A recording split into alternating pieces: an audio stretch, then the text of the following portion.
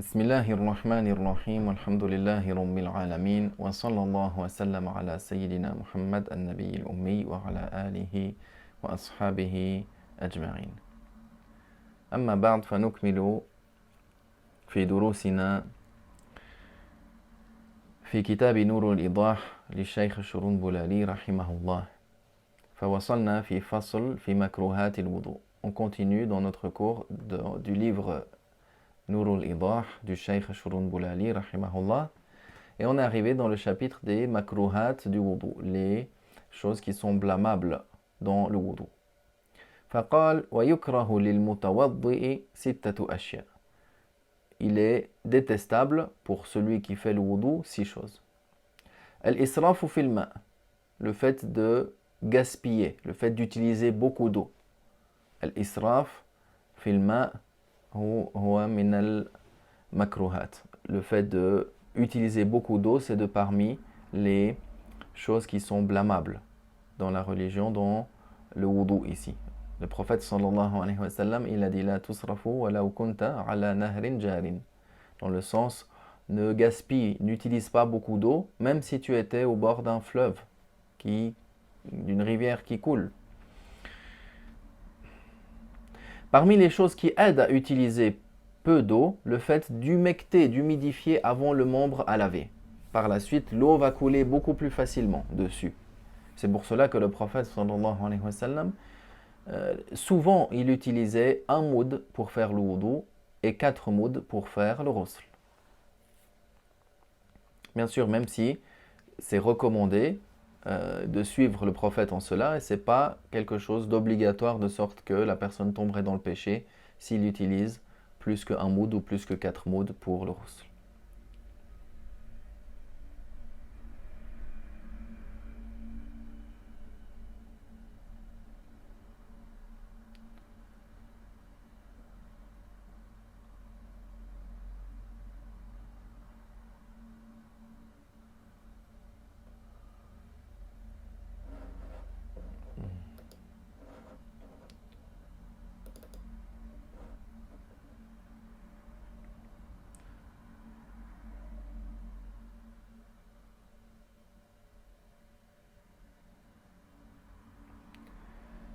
Ensuite, il dit قال والتقتير فيه وضرب الوجه به.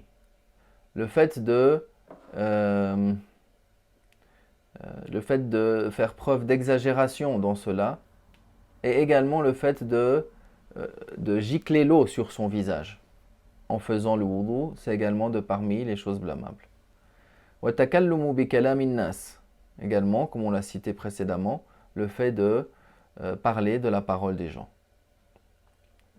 Donc ici, quand on parle des makruhat, les choses qui sont blâmables, ça revient à certaines choses qui sont en contradiction, en opposition, ou bien à une sunnah, ou bien à un adab que l'on a vu précédemment.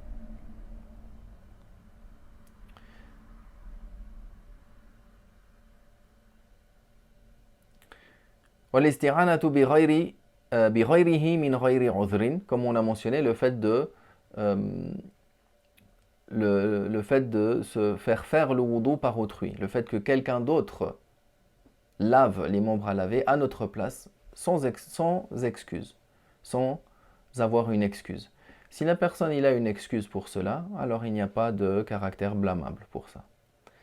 وتثليث المسح بماء جديد. Également, le fait de humidifier, lorsqu'on va humecter, le fait de humidifier en prenant 3 fois une nouvelle eau. Si la personne a passé 3 fois les mains mouillées sans reprendre une nouvelle eau, c'est pas blâmable. Mais le fait de reprendre une nouvelle eau à chaque fois pour faire le triplement dans l'humectage, comme l'humectage de la tête par exemple, en reprenant chaque fois une nouvelle eau, ça c'est quelque chose qui est blâmable. Parce qu'en réalité, ce qui est demandé dans le masah, le fait d'humecter, ce qui est demandé, c'est justement l'humectage qui est autre que le lavage. À partir de là, si la personne, par exemple, elle prend de l'eau et sur sa main, elle va prendre de l'eau à chaque fois et elle va passer 3 fois et que 3 fois elle va passer dessus avec une nouvelle eau, alors au bout d'un moment, cette eau-là, elle va couler et qu'est-ce qu'on va rentrer? On va rentrer maintenant dans un lavage. Si l'eau, elle coule de sorte qu'elle goûte, comme on l'a vu, ça c'est appelé lavage.